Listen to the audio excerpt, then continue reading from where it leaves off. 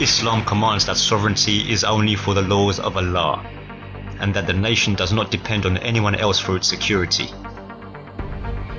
It also commands that it is for the Muslims to appoint a just ruler and that the affairs of the people are the ruler's primary concern.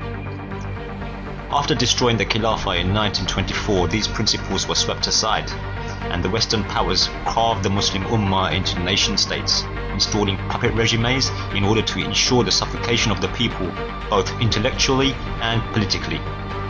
Saudi Arabia is one of these imperialist creations. All the politically corrupt regimes in the Muslim world need to be challenged and replaced with one Islamic state, the Khilafah. Our Khilafah was overthrown in the year 1924 by spies. The modern-day Kingdom of Saudi Arabia came into existence as a result of a rebellion cleverly engineered by the British.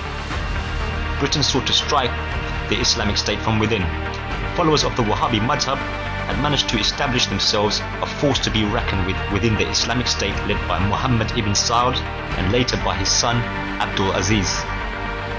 Britain supplied them with weapons and money, and they proceeded to move on a sectarian basis to seize the land which was under authority of the Khilafah. This cleverly engineered coup d'etat took up arms against the Khilafah and fought the Islamic forces, all the time goaded on by the British.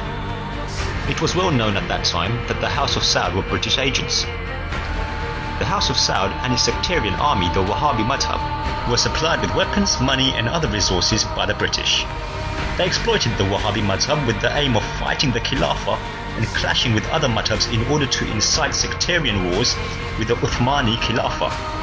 The followers of the Wahhabi madhab were largely unaware of this, but the Saudi Emir was fully aware. This is because the relationship was not between the British and Muhammad ibn Abdul Wahhab, but between the British and the House of Saud.